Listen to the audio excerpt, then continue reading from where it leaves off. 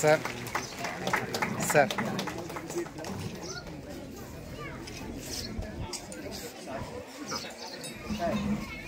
ఇదేమైనా కట్ చేయాలా కానీ మరమ్మను ఈ పిల్లలకు ఆ తీసి పెట్టి అందరికీ ఒక్క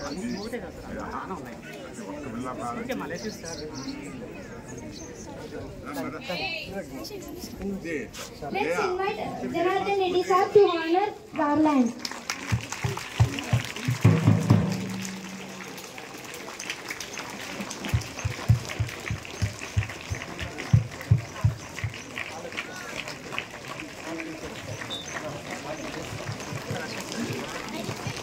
Have your seat.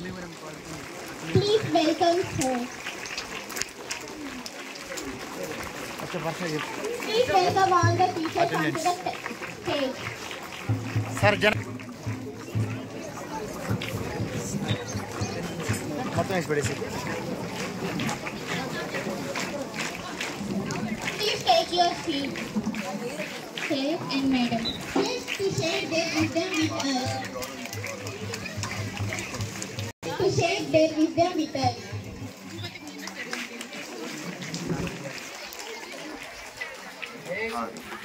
చప్పట్లో రెండు రకాలు ఉన్నాయి. ఒకటి కొడితే వెళ్ళిపోమని అర్థము, రెండో కొడితే ఇన్స్పైర్ అయినట్టు. కాబట్టి ఇప్పుడు నేను మైక్ తీసుకుని చప్పట్లు పెట్టారంటే నేను కూర్చోవాలని అర్థం. వెల్కమ్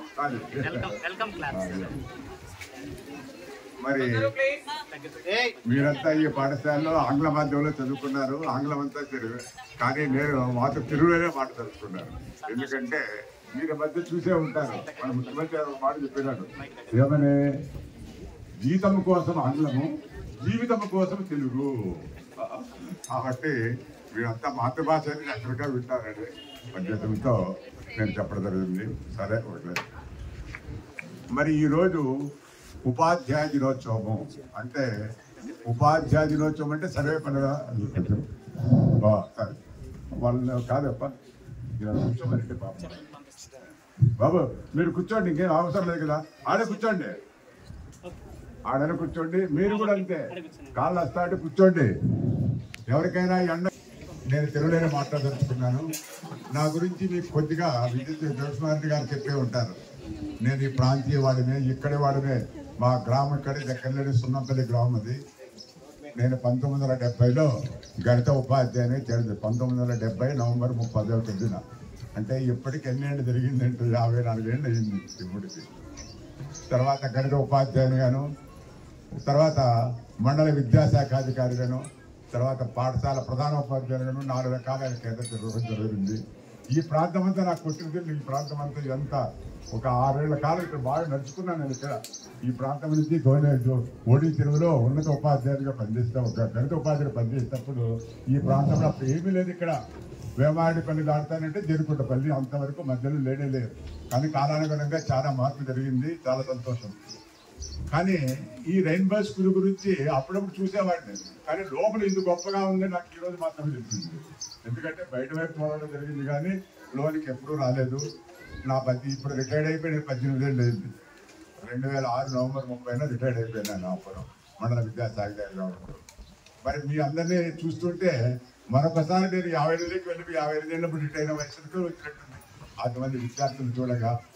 తర్వాత ఇక్కడ ఈ ప్రధానోపాధ్యాయులు చెప్పండి జయసింహారెడ్డి గారు, నాకు ఆయన భార్య చాలా పరిచయస్తారు. అంటే మా మండలంలో నేను విద్యాధికారిగా పనిచేసినప్పుడు ఆమె ఉపాధ్యాయులుగా అప్పుడు చేరడం జరిగింది. ఇది పక్కన జనార్దన్ రెడ్డి, ఇతను మా విద్యార్థి, నేను శిష్యుడను. తర్వాత మా బంధువులు ఉన్నారు, అందరూ తెలిసిన వాళ్ళే ఇక్కడ. వీళ్ళిద్దరి మధ్య చూసే అవకాశాన్ని కల్పించినందుకు మొట్టమొదటిసారిగా ఈ ప్రధానోపాధ్యాయులకి, తర్వాత జనార్దన్ రెడ్డికి, వారికి చిన్నవారైనా కూడా పెద్దవారైనా కూడా వారికి శుభాకాంక్షలు, మాత్రం ధన్యవాదాలు చెప్పండి. మరి ఈరోజు ప్రాధాన్యత ఏమిటి అంటే, సర్వేపల్లి రాజకీయ గారికి జన్మదినం. మీకు చరిత్ర తెలిసే ఉంటుంది, మీ సోషల్ ఉపాధ్యాయుడు. ఇతడు 1888 సెప్టెంబర్ 5వ తేదీ, నవంబర్ ఎందుకు వస్తాడు, నేను నవంబర్లో పుట్టాను కాబట్టి, సెప్టెంబర్ 5వ తేదీన చిరుత్తని అనే గ్రామంలో జన్మించడం జరిగింది. ఒకప్పుడు అది చిత్తూరు జిల్లా, ప్రస్తుతం తమిళనాడులో ఉంది. అతని తండ్రి రామస్వామి, తల్లి సీతమ్మ. చాలా సామాన్యమైన కుటుంబంలోనే జన్మించాడు అతను. ఎప్పుడు 1888 సెప్టెంబర్ 5వ తేదీన. మీకు గుర్తుందో లేదో అతడు ఫిలాసఫీ చదివాడు, అంటే తత్వశాస్త్రం చదివాడు. మరి ఎందుకు ఇప్పుడు విద్యార్థులు చూస్తే ఎవరు కూడా తత్వశాస్త్రం అసలు ఉందో లేదో బిఏలో ఉందో లేదో నాకు అర్థం కావడం. మరి ఆ రోజు ఎందుకు చదవగలిగినాడంటే ఆ రోజుల్లో ఇన్ని సదుపాయాలు ఉండేవి కాదు. తన మేనమామ ఎవరో తన దగ్గర పుస్తకాలు MA BA ఉన్నాయంటే తను చేరేసాడు అంతే. ఆ విధంగా అతడు తత్వశాస్త్ర విజ్ఞానాన్ని సాధించడము 21 సంవత్సరాలకే మద్రాసు ప్రెసిడెన్సీ కళాశాలలో అధ్యాపకుడిగా చేరినాడు. చూడండి, 21 ఏళ్ల వయసులోనే PGని పూర్తి చేసి మరి అతడు ఆ రకంగా ప్రెసిడెన్సీ కాలేజీలో లెక్చరర్గా చేరి తర్వాత కాలంలో సొంత రాకముందు అంతా జరిగిండేది. తన విశ్వవిద్యాలయం మైసూరులో పనిచేశాడు. తర్వాత ఆంధ్ర విశ్వవిద్యాలయంలో అతడు వైస్ ఛాన్సలర్గా పనిచేశాడు. తర్వాత UGC చైర్మన్గా పనిచేశాడు. అప్పటికి మనకి స్వాతంత్రం వచ్చింది. స్వాతంత్రం వచ్చిన తర్వాత 1948లో 52 వరకు రష్యాలో మన రాయబారిగా చేశాడు. చూడండి, అతను గొప్పతనం. రష్యాలో మన రాయబారిగా. అప్పట్లో రష్యా USSR అనేవారు, యునైటెడ్ సోవియట్ సోషలిస్ట్ రిపబ్లిక్ అని. అంటే అన్ని కలిసి ఉండేటివి. మీరు ఎవరైనా ఎండైతే కొమ్మని చెప్పమ్మా, మరి అందరూ పొమ్మంటే అందరూ వెళ్ళిపోద్దండి. ఎండ తగిలితే వెళ్ళిపోండి, నీళ్ళు తాగి రాయండి.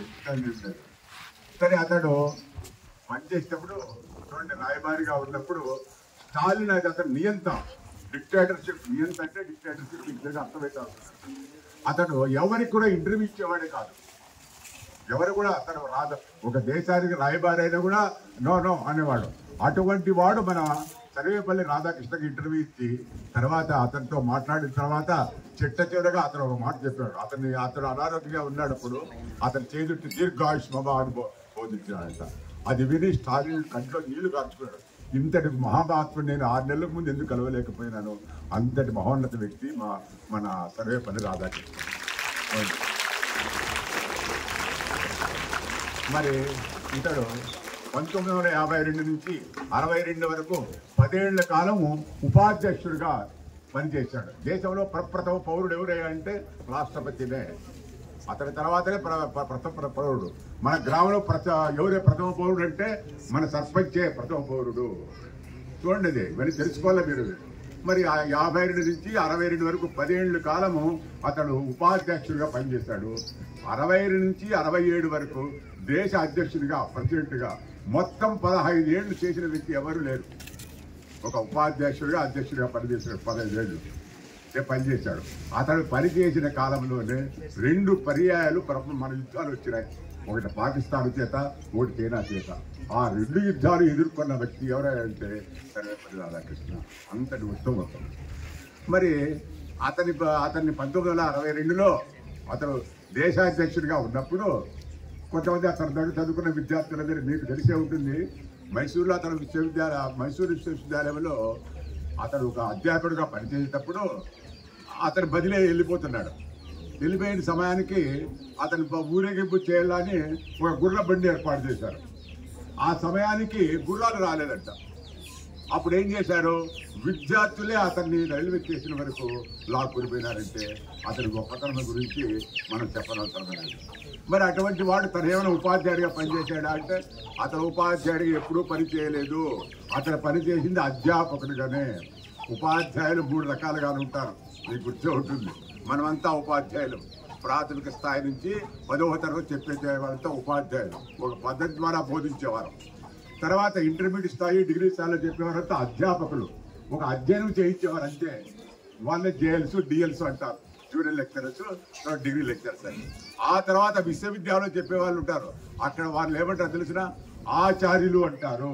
Assistant professor, associate professor, professor అంటే ఆచరించి చెప్పేవాడు. అతనేం చెప్పడు, మన పుస్తకం చదువుకో అంటాడు, లైట్ తన గ్రంథం చదువు అంతే. అంటే ఆ మీతో మాకు సంబంధం ఎక్కువ ఉండేది ఒక ప్రాథమికోన్నత ఉన్నత పాఠశాల ఉపాధ్యాయులు మాత్రమే. చూడండి ఎంతనే.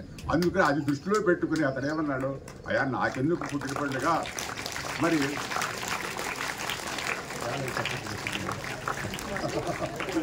వెరీ గుడ్, మీరంతా ఇన్స్పైర్ అయి పెట్టారనుకుంటాను నేను. ఎక్కువ అవుతా అంటే మీరు అనుకోలేదు. ఎందుకంటే కొంచెం చరిత్ర అనేది మీరు ఎప్పుడు తెలుసుకోవాలి. చరిత్ర చాలా ఇంపార్టెంట్. మనం ఒక నదిలో ఉన్నామనుకోండి, నా భూతో నా భవిష్యత్తు అని సూత్రమే ఉంది. భూతకాలం లేకపోతే భవిష్యత్తు లేదు. మీరు నది ఒడ్డున ఉన్నారనుకోండి భూతకాలంలో, ఆ నది దాటాలంటే వాడు వర్తకాలంలో పయనించాలా.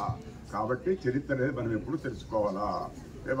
అంటే గడిపోయే దాని గురించి ఆవేదన చెందకు, జరిగే దాని గురించి ఆందోళన చెందుకు, జరుగుతున్న దాని గురించి ఆలోచించుకున్నారు, జరుగుతున్న దాని గురించి ఆలోచించుకున్నారు.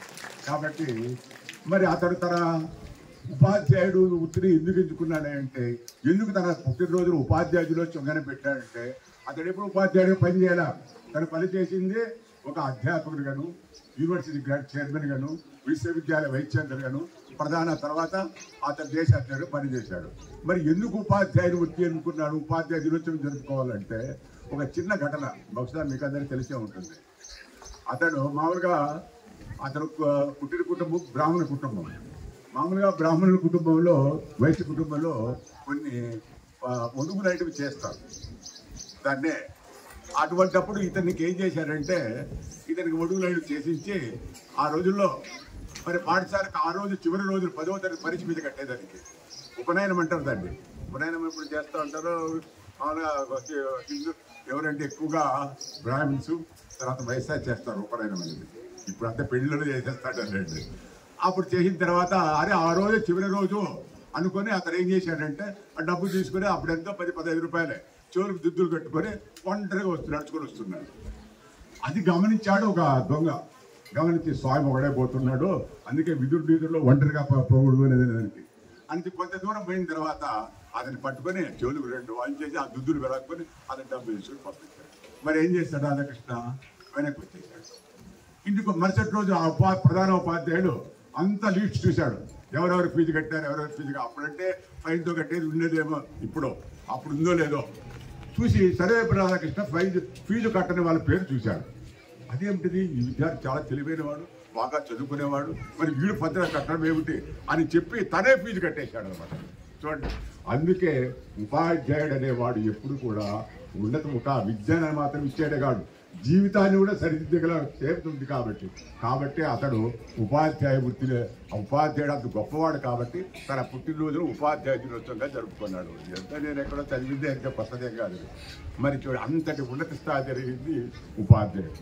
మరి ఉపాధ్యాయ దినోత్సవం అంటే మనం ఉపాధ్యాయులను దీన్నే ఇంకో రకంగా గురు పూజోత్సవం కూడా అంటారు. ఇక్కడ ఎవరు గురువు లేరు, నేను కూడా గురువు కాదు, నేను ఉపాధ్యాయుడినే. మరి ఉపాధ్యాయులు మళ్ళీ గురువులు వేరే, ఉపాధ్యాయులు వేరే. ఇప్పుడేమన్నారు తెలిసిన అధ్యాపకులు teachers, not teachers, now teachers became teachers. బోధకులు మాత్రం అయిపోయినారు. అంటే పాఠం చెప్పడం అంతే తన పని, మిగతా వాడు ఎట్లనే కాదులే. కానీ మా వరకు మేము పనిచేసేవాడు మేము టీచర్లుగానే పనిచేసాం. గురువులు ఎప్పుడు కూడా గురువులుగా పనిచేయాలి. గురువు అంటే ఆ గురువుగా పనిచేస్తే తన దగ్గర చదువుకున్న వారు శిష్యులు అవుతారు. తనతో పాటు ఉండి తన సౌకర్యాలు చూసుకుంటూ పిల్లల బాగోగులు అన్నింటినీ చూసుకునేవాడే గురువు. మీరు వింటారు, శ్రీకృష్ణ పరమాత్ముడు కుచేరుడు సాందీపుడు పిల్లలు, వారి గురువు ఎవరు? సాందీపుడు. మరి సాందీపుడు ఏం చేశాడు తెలిసిన, ఒక రోజున పిల్లల కట్టెలు పంపించాడు. అంటే గురువుగారు అతనే గురువు. పంపిస్తే ఆ రోజు రాత్రి వరకు వర్షంలో పెట్టుకొని చీకట్లో రానేలేదు. పొద్దున్నే గురువు గారు వెతుక్కుంటూ పోయినాడు సాందీపుడు. వాళ్ళు చెట్టు కింద ఉంటే అప్పుడు అట్లా చుట్టుకెళ్ళింది. అది గురుత్వం అంటే. మరి ఈ రోజుల్లో కొంచెము ఉపాధ్యాయ వృత్తి నుంచి కూడా ఆ బోధనా వృత్తిని ఎక్కడ పోయారంటే టీచర్స్ అయిపోయినారు ఉపాధ్యాయులు. కాబట్టి నేను కోరుకునేది ఏమిటంటే, ఇక్కడ రెయిన్బో స్కూల్ అని ఉంది. ఇక్కడ రెయిన్బో అంటే అక్కడ తెలియదు, ఇదేమి ఇంద్రధనస్సు అని అంటారు కదా. ఇంద్రధనస్సులో ఎన్ని ఉంటాయి రంగులు? మీకు ఎన్ని ఉంటాయి? 7 రంగులు ఉంటాయి. బిగ్ బార్ అంటారు దాన్ని. కాబట్టి ఈ పాఠశాలలో చదివే విద్యార్థి కూడా ఆ 7 రంగులు ఎలా ఉంటాయో అన్నింటిలోనూ నిష్ణాతులు కావాలా. ఒక విజ్ఞానాన్ని మాత్రమే కాదు, అన్ని రకాలుగా కూడా. ఎందుకంటే ఇంత విశాలమైన గ్రౌండ్ ఎక్కడ చూడాలి. అసలు పాఠశాలకు 2 మాస్టర్లు, నేను విన్నాను. ఒకరు హెడ్ మాస్టరు, ఇంకొకరు డ్రిల్ మాస్టరు, మిగతా వాళ్ళంతా టీచర్లు. నేను ఎక్కువగా ఇష్టపడేది ఎవరప్ప అంటే ఒక డ్రిల్ మాస్టర్నే.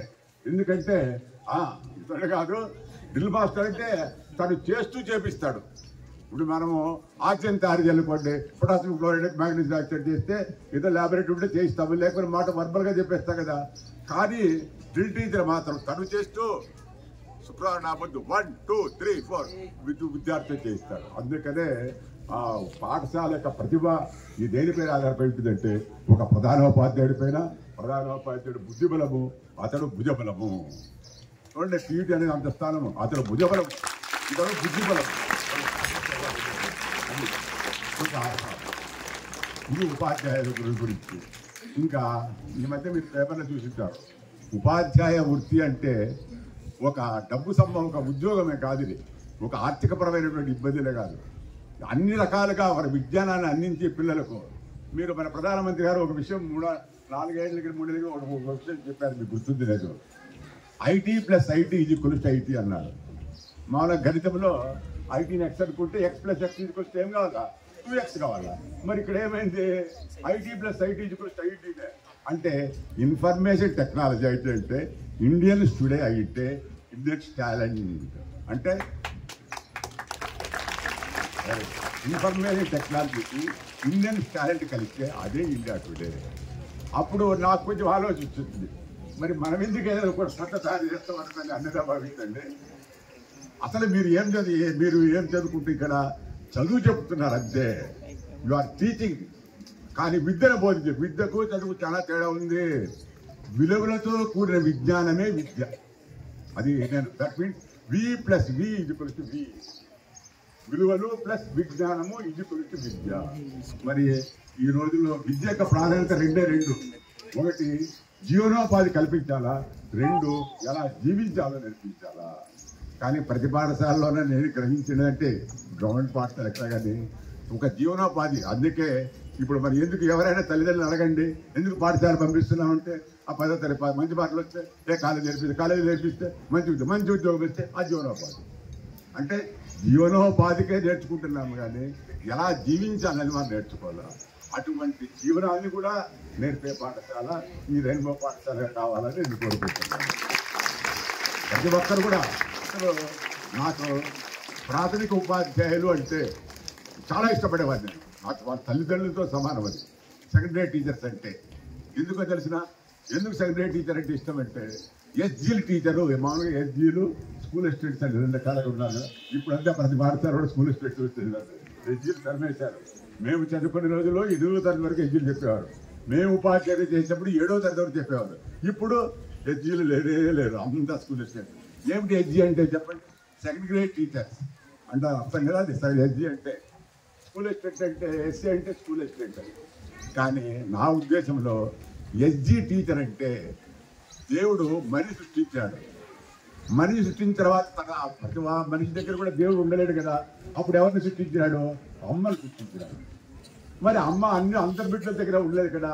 అప్పుడు SGలు సృష్టించాడు. SGలు అంటే సెకండ్ గాడ్. నా దృష్టిలో SG టీచర్ అంటే అప్పుడు ఏంటంటే ఈజ్ ది సెకండ్ గాడ్.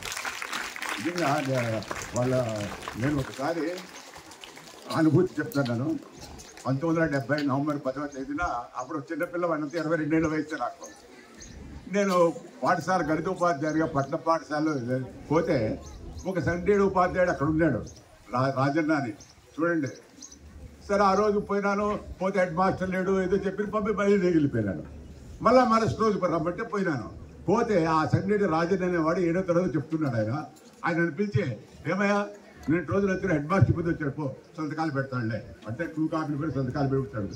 లేదు సార్ నేను ఈ స్కూల్కు నేను గణిత ఉపాధ్యాయుడు వెంటనే నా మీద చెయ్యి వేసి హెడ్ మాస్టర్ పిలుచుకుని పోయినాడు. హెడ్ మాస్టర్ చూడు సార్ మన కొత్త గణిత ఉపాధ్యాయుడు అంటే అంతటి ప్రేమమూర్తులు వాళ్ళ తల్లిదండ్రులు. కాబట్టి నేను ఇష్టం అది సెకండరీ టీచర్ అంటే అది ఇష్టము. తర్వాత సెకండరీ టీచర్స్ ఈ మధ్య నేను ఊరికంటే మా కోడలు ఏదో పిల్లవాళ్ళు ప్రైవేట్ పెట్టుకుంటే లోయర్ క్లాస్ LKG UKG 1వ తరగతి 2వ తరగతి అందరూ వస్తారంటే అందరూ వచ్చిన 11 మంది వచ్చేది. అక్కడ 5 అనేది రాయమన్నా. 5 రాస్తే మామూలుగా 5 ఎక్కడ ఇలా కానీ ఆ పాఠశాలలో అందుకే అదే భావించండి. అందుకే సెకండరీ టీచర్ చాలా ఉపాధ్యాయులు 5 మామూలు రాయాల్సింది గీత గీసి చెప్పి చెయ్యి పైకెత్తి పైన గీత గీయదు. కానీ అతడి ఇటు గీసి ఎత్తకూడదు. తప్పు రాయాలంటే మా మేడం పెట్టి చెప్పింది అంటే తర్వాత ఎస్ రాయమన్నా. ఎస్ రాయమంటే ఎట్లా రాశాడు, ఎస్ అనేది పైనుంచి రాయాల కానీ కింద నుంచి రాశాడు. షేప్ అట్లా వస్తుంది. కానీ మీరు లేదా కింద నుంచి నాకు పైన మా మేడం అట్లా చెప్పింది అంట. అంటే మీ పైన గురి అటువంటిది కాబట్టి ప్రాథమిక బోధించేవారు ఏమాత్రము కూడా తప్పులు పిలవాలి. ఎందుకంటే నేను రోగణంకెల్లో 45 ఉంది. ఇప్పుడు రోగణంకెల్ తీసేసాను. రోగణంకెల్లో 45 రాయాలంటే బి అంటే 5, ఎల్ అంటే ఎక్స్ అంటే 10, ఎల్ అంటే ఎక్సెల్. ఇప్పుడు ఎక్సెల్ అని చూస్తూ ఉంటాం. టీవీఎస్ ఎక్సెల్ అంటే తర్వాత ఎక్సెల్ ఎల్ ఉంటుంది. యాక్చువల్గా it is not XL, it is forty అనుకోండి. అంటే ఎల్ అంటే 70 రాస్తే 10. మరి 45 రాయమంటే అది రైజ్ చేశాడంటే ఎల్ పెట్టి ఎడపక్క రైజ్ పెట్టేశాడు. అవి 40, 50, 5 ఎడపక్కన పెడితే మైనస్ కదా, తీసేసాడు. తప్పురా అది సూత్రం ఉంటుంది. వీళ్ళు నేను నేర్చుకున్నది ఎక్కడంటే మీ పాఠ పుస్తకాలు వచ్చినాయి. నేనేం కొత్తగా లేదు. నేను గణిత ఉపాధ్యాయులు నేర్చుకున్నాను. మండల విద్యాశాఖ వచ్చినప్పుడు పాఠ్యాంశాలని బాగా చదువుకునేవాడిని నేను. అక్కడ ఏముందంటే VLD అనేది తెలుగు 80 రాయకూడదు. కాబట్టి 45 ఎట్లా రాయాలంటే 60 రాసి 60లో అంటే ఎల్ రాసి కుడి పక్కన 10 రాసి ఎడ పక్కన 5 రాస్తే కుడి పక్కన ప్లస్ ఎల్ 50 60 అది రాయమంటే ఇట్లా రాస్తారు. మరి ఎవరు చెప్పారంటే మా మేడం అందుకోసం. కాబట్టి ఏ విషయాన్ని కూడా ముందు బాగా మీరే ప్రింటింగ్ ఏర్పడుతుంది. దానిపైన వైట్ పేపర్ లాంటి వారి విద్యార్థి ఏ మార్క్ చేస్తే ఆ మార్క్ పడుతుంది. ఎలా రాయబడి ఎస్ఎన్ కిందికి రాస్తే అట్లే అయిపోతుంది. మాకు ఒక డిప్యూటీ ఎడ్యుకేషన్ ఆఫీసర్ నేను ఒకసారి గౌడిపల్లికి వస్తుంటే పుల్లయ్య గారు ఇప్పుడు పేడైపోతాడు. ఆయన రాజులన్నీ చూసి ఒక సోషల్ టీచర్ సాంబశివరావు అని పేరే విరిగారు మీరు. ఆయన కింది నుంచి బయట రాసినారు. సరే అంత ఆయన చూసిన తర్వాత అది గొప్పతనం. ఏదైనా తప్పు చేస్తే చెవులో చెప్పాలా, ఏదైనా రైట్ చేస్తే బయటలో చెప్పాలా. మంచిని బయటలో చెప్పండి, చెడులు చెవులో చెప్పండి అన్నారు. అంటే నిజము. కాబట్టి అతని వెంటనే మమ్మల్ని మీరు అనుకోకుండా ఒకసారి ఎత్తు రాయించారు ఆయన ప్రపంచమైన కాబట్టి వేస్తారంట. సరే అతని కింద నుంచి అది తప్పు. పిల్లలు కూడా అట్లా కింద నుంచి బయట రాదు. అంటే ఉపాధ్యాయుడిని వాడు ప్రతి విషయంలోనూ జాగ్రత్తగా వాళ్ళగా ఏదైనా నేర్పించాలంటే ఖచ్చితత్వం ఉండాలా అని. అందుకే స్కూల్ ఎస్టేట్స్ అంటే చాలా మంది ఎస్ఎల్ అంటే ఎవరంటే స్కూల్ ఎస్టేట్ నేను చెప్పే తప్పది. స్కూల్ ఎస్టేట్ ఎస్ అంటే స్పీడ్, ఏ అంటే యాక్యురసీ. గణితానికి 2 కళ్ళు అవే. కాబట్టి ఈ సబ్జెక్ట్ ఫిజిక్స్ ఉన్నాడు, అతను ఎస్ఏ అంటే అతని speed and accuracy in physics, speed and accuracy in mathematics, speed and accuracy in biology. అంతే కదా. కాబట్టి వేగము ఖచ్చితత్వం ఉండాలి. నేను 3 గంటల సేపు పేపర్ ఇచ్చినాడంటే చేస్తారు కాదు, వేగము కూడా ఉండాలి. అన్ని లెక్కలు చేసేసినాడు, దాంట్లో ఒక్కటి కూడా రైట్ లేదు. ఖచ్చితత్వం ఉండాలి. అందువల్ల మామూలుగా మేము బిఎస్ చదివేటప్పుడు చూడండి, అంటే నేను ఏదో బయట ఇచ్చినాను కదా కాకుండా మా విషయాలంటే అక్కడ ఏం చేసేవారంటే మేము బిఎస్సీ మ్యాథమెటిక్స్లో 2/3 of the paper carries full mark అని రాసేవాడు. ఇది లెక్కలు చేయండి, మామూలుగా మనం అడుగుతారు కదా 4 లెక్కలు చేయండి, 5 లెక్కలు చేయండి, అట్లా రాసేవాడు. 2/3 of the paper carries full mark అంటే అందులో లెక్క కూడా చేసుకోవాలి మనం. 2/3 వస్తే ఎంత, వాళ్ళు 12 లెక్కలు చాడు, ఇటు 2/3 8 లెక్కలు చేస్తే పోదు. అంటే 8 లెక్కలు చేయాలి. అంటే గణితం అనేది అంత జీవితంలో గణిత దినోత్సవం కూడా జరుపుకుంటాం అనుకోండి. నేను గణిత ఉపాధ్యాయులు చెప్పని కాదు, ఎక్కడ ఏ దేశానికి ఏ ప్రపంచంలో ఏ దేశానికి పోయినా కూడా గణితం అనేది 3 M's అనేవి ఉండనే ఉంటాయి. Mathematics, music and movie. మీరు నిజంగా సినిమాలంటే చాలా ఇష్టపడేవాడిని. కదిరిపోతానంటే ఆ వేళ మన కోనేరు దగ్గర ఉంటాయి కదా, ఇప్పుడు అన్ని బ్యానర్లు ఏమీ లేవు, కనపడవు. అది చూసేవాడిని. ఏ సినిమా అంటుంది, ఏ టాకిల్ రాజకాలం ఏది, దీని విజయాలయ టాకిల్, ఇదే టాకిల్ చూసిపోయేవాళ్ళం. అంత ఉత్సాహము. మరి మహానటి ఒక సినిమా వచ్చింది, అంటే సావిత్రిరాజు జీవితం. ఎందుకు చెప్తున్నానంటే ప్రతి విషయాన్ని మీరు కులవశంగా చర్చించుకోవాలి, చదువుకోవాలి. అందులో ఆ మహానటిలో ప్రతి విషయం అదే ఒక డైలాగ్. అంటే అక్కడ జర్నలిస్ట్ పోయి ఆమె జీవ చరిత్ర రాయాలని అందరినీ ఇంటర్వ్యూ చేసుకుంటారు. పోయి ఒక డ్రైవర్ ఉంటాడు, ఆమె దగ్గర మహానటి సావిత్రి దగ్గర చాలా రోజులు పనిచేస్తున్నాడు. అతను ఇంటర్వ్యూ చేస్తే సావిత్రి గురించి మీరేమైనా చెప్పదలుచుకున్నారంటే అతను ఏమంటే సావిత్రి గురించి ఎవరు చెప్తారంటే నాకు సావిత్రి ఎవరో తెలియదు, సావిత్రి గారు అంటే తెలుసు. చూడండి ఏమి అక్కడ సావిత్రి గారు అంటే నాకు తెలుసు. ఇప్పుడు ఆ సినిమా వస్తే సతా మహానుడు వస్తుంది అంటే నిజా భవించండి. ప్రతి విషయంలో కూడా ప్రతి దానిలో కూడా ఒక మంచితత్వము ఖచ్చితత్వం ఉంటుంది. అదే ప్రతి పాఠ్యాంశంలో కూడా ఏదో ఒక నిమగ్నం ఉంటుంది. నేను 10th క్లాస్ ఇంగ్లీష్ బోధించినప్పుడు ఒక టాలెంట్ అని ఒక పదం ఉంటుంది. అక్కడ నిజంగా అసలు హఠాత్తుగా జరిగిపోతుంది. చెట్టు పడిపోతుంది. టాలెంట్ చెట్టు నష్టం పడిపోతే దాన్ని మొదలు తీసుకొచ్చి రాజుగారికి చెడు కొమ్ములు మొలుస్తుంది. అతనికి అనుకోకుండా వెంటనే అది నెత్తుకో డ్రమ్ దారి చేయండి అని చెప్పేస్తాడు, వెళ్ళిపోతారు. ఆ డ్రమ్ కూడా మోగిస్తే ఎవరిదంటే the king has corn on his head, the king has corn his head అని ఉంటుంది. King has corn on his head అంటే కూడా ఇదేందని చెప్పి దాన్ని తీసుకొని పరిగెత్తుకుంటా వెళ్ళిపోతారు. అడుగులోకి వెళ్ళిపోయి అక్కడ కొద్ది రోజుల ఉన్న తర్వాత అక్కడికి అతనికి సంశయం పెడుతుంది. ఓహో, ప్రశాంతమైన మనసుతో అన్ని ఆలోచించి నేను ఇంతవరకు ఏం చేశాను తనలో మార్పు వచ్చిన తర్వాత తన రాజ్యాన్ని ఏ విధంగా తర్వాత తన రాజ్యం వచ్చేస్తుంది. తర్వాత అతనికి అవి కూడా మాయమైపోతాయి. అతను చెట్లు కొమ్ములు రెండు మాయమైపోతాయి. అంటే అందులో ఏముంది అనేది విషయం చెప్పాలి పిల్లలకు. ఏదో 4 ఇంగ్లీష్ మాటలు నేర్పించి వొకాబులరీ నేర్పించేసి అందులో టీచింగ్ ఎట్టి ఉంటే సరిపోదు. స్పెషల్ లాంగ్వేజ్ చెప్పేటప్పుడు అందులో ఏదో ముఖ్యమైన విషయం ఉంటుంది. దాన్ని బాగా చదువుకోవాలా. ఏ టీచర్ ఈజ్ ఆల్వేస్ స్టూడెంట్, ఉపాధ్యాయుడు. అందుకే తరగతి గదిలో ముగ్గురు ఉంటారు. ఎవరు చెప్పండి? ఉపాధ్యాయుడు, విద్యా బోధనలు, తర్వాత పిల్లలు. వీరి ముగ్గురు కలిసి చేస్తేనే అది ముగ్గురు. కానీ ఈ రోజుల్లో ఏమైందంటే అంతా గూగుల్ అన్నట్టుగా ఆన్ చేస్తే అదే పాఠం చెప్తారు. మరి అటువంటి విషయాలు ఏమైందంటే చంపడం ఎలా అని ప్రశ్న వేశారనుకోండి మీరు. ఆ గూగుల్ చెప్తే ఇట్లా చంపాలా అని చెప్తుంది. రకరకాలని ఇట్లా కూలి చేస్తుంది. అదే టీచర్ అయితే బాబు చంపడం అని చాలా మహాపాపం రా చేద్దురా అని చెప్తుంది. మరి ఎవరైనా ఇది చేస్తున్నారా? కాబట్టి నేను గూగుల్లో పెద్దగా ఎండ ఎక్కువగా ఉన్నట్టుంది కదా. కాబట్టి ఈ సదావకాశాన్ని ఇచ్చినటువంటి మీరు అసలు రెండోది ఏమిటంటే ఈ పాఠశాల ఉన్నట్టుగా నేను చెప్పాను. రెయిన్బో స్కూల్ అంటే ఏదో రెయిన్బో మామూలు రైతు భరోసా నాకు అనిపించింది. ఈ అంటే భరోసా అంటే ఈ రెయిన్బో స్కూల్ చెప్తే ఒక భరోసా దొరుకుతుంది. ఏమని ఏ దానికైనా మనం బ్రతకగలుగుతాము ఎలాగైనా. కాబట్టి విజ్ఞానంతో పాటు కొంచెం విలువలు కూడా నేర్పించాలా. చూడండి, ఒకప్పుడు మేము చదువుకునే రోజుల్లో మాకేం చేసేవారు తల్లిదండ్రులు ఒక పెట్టుబడి మాత్రం పెట్టారు. ఇప్పుడు అంటే చదువును పెట్టుబడిగా పెట్టారు. ఇప్పుడు జీవితాలే పెట్టుబడిగా పెడుతున్నారు. అంతే కదా, తల్లిదండ్రులు పెట్టుబడి ఖరీదు ఉందా, జీవితాలే పెట్టుబడుతున్నారు. అటువంటి తల్లిదండ్రులు మన పిల్లలు చూసుకునే దానికి చాలా టైం ఉంది, కానీ మన కన్నవారు చూసుకునే దానికి టైం లేదు చెప్పలేదు కదా.